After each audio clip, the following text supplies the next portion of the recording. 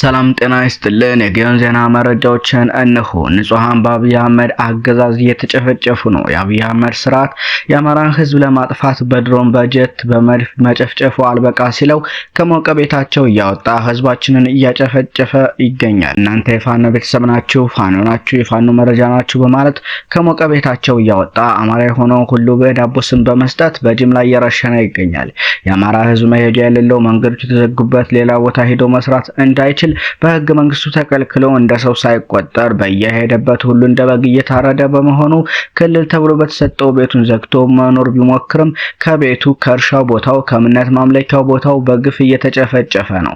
በዛሬው ዕለትም አሸባሪውና ዘራፊው ቡድን ትናንት ሰከላ ወረዳ ግሽ አባይ ከተማ ዙሪያ አንድ ኩሲ ቀበሌ 3 ንጹሃን ማፈኑ እንዲሁም ደግሞ ከሶስቱ መካከል አንዱ ሹመት አቤል ነው የተባለ እድሜው 40 ዛሬ በአሰቃቂ ሁኔታ ተረሽኗል። ሁለቱ ንጹሃን ያሉበት ሁኔታ አይታወቅም። የሟሹመት አቤልነህ ወንድም ባለፈው አመት የአፈር ማዳበሪያ ለማምጣት አገራማን ብሎ በወጣበት በዚሁ ሰው በላ ቡድን ተረሽኗል። ከአንድ ቤት ሁለት ወንድማማች በአንድ አመት ያለምንም ጥፋት እንደ በግ ታረዱ። የሁለት ወንድማማች ልጆች ያለ አባት ቀርተዋል፣ ጥቁር ለብሰዋል። የሁለት ወንድማማች ሚስቶች ያለ ባል ቀርተዋል። ይህንን ሁሉ ግፍ ማስቆም የሚቻለው በጋራ ምሮ በመዋጋት ነው። ይህ ስርዓት የአማራ ጠላት ብቻ ሳይሆን የመላ ኢትዮጵያውያንና የሰው ልጅ ሁሉ ጠላት ነው። ይህ በእንዲህ እንዳለ አዲስ አለማየሁ 7ኛ ክፍለ ጦር ደጃዝማች ተድላጓሉ ብርጌድ ድል ተቀዳጅቷል።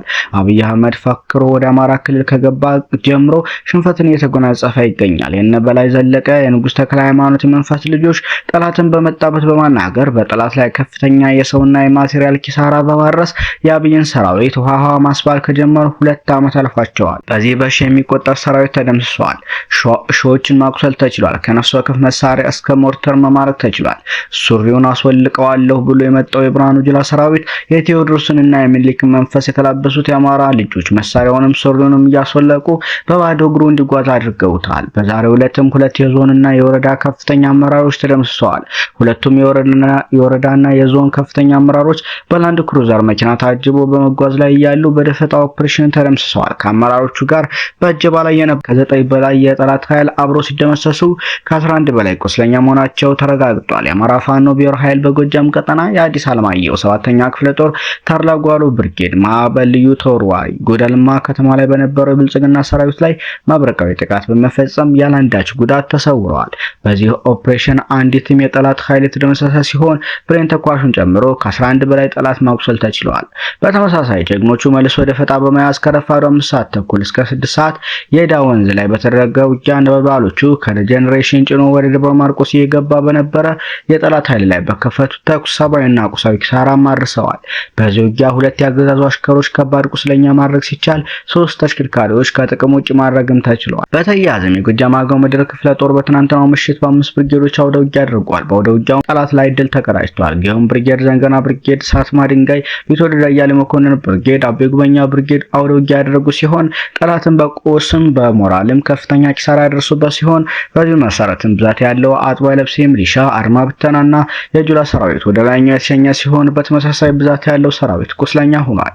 እንዲሁ ልማደኛው ቲሊሊ ዘንገና ብርጌድም ሌላ ድል ተጎናጽፏል። የአማራ ፋኖ ብሔራዊ ኃይል ጎጃም አገው ምድር 3ኛ ክፍለ ጦር ዘንገና ብርጌድ አሽፋ መገንጠያ ተብሎ ከሚጠራ ቦታ በሰኔ 4 ቀን ከምሽቱ 12 ሰዓት ጀምሮ እስከ 1 ሰዓት በዘለቀው አውደ ውጊያ ጠላት ላይ ከበባ በማድረግ ከባድ ኪሳራ አድርሶበታል። የስልጣን አስጠባቂው ዘራፊ ቡድን በቲሊሊ እስከ ዳንግላ ከተማ ያለውን ኃይል በዙ 23 እና በብረት ለበስ ፔምፔ ታጅቦ ወደ ነበልባሎቹ ቀይ የተንቀሳቀሰ ቢሆንም ልማደኞቹ ቲሊሊ ዘንገና ብርጌድ በምሽቱ ግንባሩን ነድለው መልሰውታል። ይህ ብርጌድ ትናንት ቲሊሊ ከተማ ውስጥ በፈጸመው ጥቃት 11 የአድማ ብተና ሚሊሻ አባላት እንዲሁም አንድ ባንዳ እስከ ወዲያኛው መሸኘቱ የሚታወስ ነው ሲል ፋኖ አለበል ገልጿል። ይህ በእንዲህ እንዳለ የአድማ ብተና አዛዥ 50 አለቃ ማዕረግ ያለውን ጨምሮ ዲንኬራ 2 ቻግኒ 2 አጥባ ለብሴ ሚሊሻዎች ወደ ላይኛው መሸኘታቸውም ታውቋል።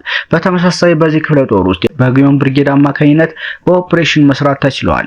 አሳከላ ከተማ ሰርጎ በመግባት አንድ የመከላከያ አባልና 2 የመከላከያ ጋር ግንኙነት አላቸው የተባሉ ተጠርጣሪዎችን በቁጥጥር ስር ማድረግም ተችሏል። ይህ በእንዲህ እንዳለ ጠላት ወደ ፋኖ በግፍ እየተቀላቀለ ነው። አሸባሪው አብይ አህመድ የአማራ የአማራን ህዝብ ለመጨፍጨፍ በየቦታው ህፃናትን ሳይቀር ከትምህርት ቤት ወጣቶችን ከመንገድና ከመዝናኛ ቦታ እያፈሰ ወደ መሰልጠኛ በየጊዜው እያስገባ እያሰለጠነ ነው። በዚህም የአማራን ህዝብ ዶፍ እሳት እያወረደበት እህሉን፣ እሳቱን፣ ቄስ መነኩሴውን፣ ሸሁን፣ አዛውንት ህፃናቱን፣ ነፍሰ ጡሮችን ባገኘው አጋጣሚ ሁሉ እየጨፈጨፈ 2 ዓመት አልፎታል። ለዚህም በመራዊ፣ በደብረ ማርቆስ፣ በገደብ፣ በፍኖተ ሰላም፣ በአቸፈር፣ በአዴት ሌሎች አካባቢዎችን በድሮንና በጥይት አረር የጨፈጨፋቸው እናቶች፣ ዲያቆናትና ህፃናት ማሳያዎች ናቸው።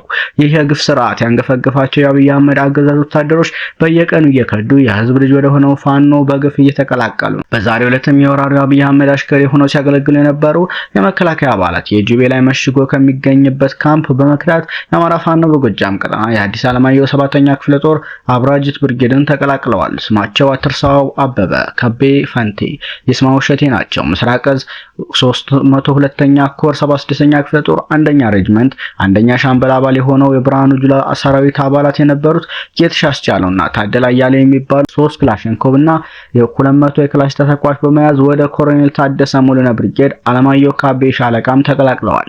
በተመሳሳይ ውበቱ ማህቤ ይታየው ማና የታደሰ እስከመቼ የሚባሉ ከመከላከያና አድማ ብተና ተቋም ወደ አማራ ፋኖ ብሔራዊ ኃይል 1ኛ ክፍለ ጦር ባህር ዳር ብርጌድ ተቀላቅለዋል። የአብይ አህመድ አገዛዝ ፀሐይ ጠልቃለችና የአብዩን በር አስጠባቂ የሆናችሁ አባላት የህዝብ ልጅ ወደ ሆነው ፋኖ እጃቸውን ተሰጡ ዘንድ ጥሪያችንን እናስተላልፋለን። እንዲሁም ህዝባዊ ውይይቶች መድረኮችም ተደርገዋል። በመዝገበ ጨቄ ብርጌድ ስር ከሚገኙ ማህበረሰቦች ጋር የተሳካ ውይይት ማድረግ ተችሏል። በዚህም ህዝቡ ከፋኖ ጋር መሆኑን ፋኖ በሚያደርገው ተጋድሎ አብረው እንደሚዋደቁም ገልጸዋል። ይህ በእንዲህ እንዳለ የአማራ ፋኖ ብሔራዊ ኃይል በጎንደር ቀጠና ማይሳው ካሳ 2ኛ ኮር አካል የሆኑት አድዋ ክፍለ ጦርና ቋራው ሜዲላ ክፍለ ጦር በጥምረት 4ኛ ቀኑ ባስቆጠረው ዘመቻ ቋራ ቃል ኪዳን በበሙር ቀዝቀዝና በደር ቀጠና ላይ ከፍተኛ ድል ተጎናጽፈዋል።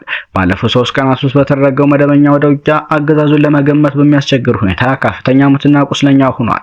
ቀጠናውን ለመቆጣጠርም ሆነ የአርሶ አደሩን እርሻ ወቅት ለማደናቀፍ አስቦ የተንቀሳቀሰ ቢሆንም ፋኖቹ አጉል ቅዠት አድርገውበታል። አባይ ዳርንና ቀዝቀዝን ለመቆጣጠር እንቅስቃሴ ቢያደርግም በክንደ ብርቶቹ የማይሳው ካሳ 2ኛ ኮር አድዋ ክፍለ ጦር 2ኛ ብርጌድ ሻለቃ አንድ በአርበኛ ማንዴል ላይ ያዩና በአርበኛ ዮሐንስ ባለድል መሪነት ከቀጠናው ሙትና ቁስለኛ ሆኖ ፈርጥጦ ቢወጣም ወደ መጣበት በሙር ከተማ በመከተልና ከቋራው ሜዲላ ጋር በመጣመር አሁን ድረስ ከፍተኛ ውጊያ በማድረግ ጠላትን እያበራዩት ይገኛሉ።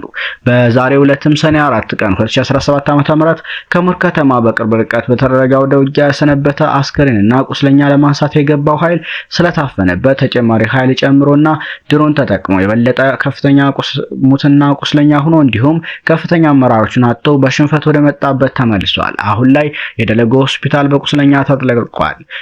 ይህን ድል ያስመዘገበው የአማራ ፋኖ ብሔራዊ ኃይል ጎንደር ቀጠና መይሳው ካሳ 2ኛ ኮር አድዋ ክፍለ ጦርና ቋራው ሜዲላ ክፍለ ጦር በጥምር ያገዛዙን ኃይል እያሳደዱ መግቢያ መውጫ እያሳጠጡት ይገኛሉ።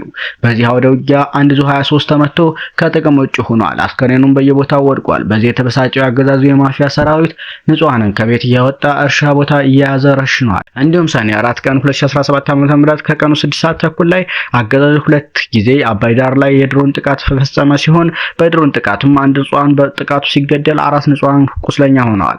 አገዛዙ የፋኖችን በትር መቋቋም ሲያቅተው ንጹሃንን ኢላማ ያደረገ ጥቃት እየፈጸመ መሆኑን ማረጋገጥ ችለናል ሲል የአማራ ፋኖ ብሔራዊ ኃይል ጎንደር ቀጠና የማይሳው ካሳ 2ኛ ኮር የህዝብ ግንኙነት ፋኖ መምህር አስተውል አምሳሉ ገልጿል። ሰሞነኛ መረጃዎች እነኝን ይመስሉ ነበር።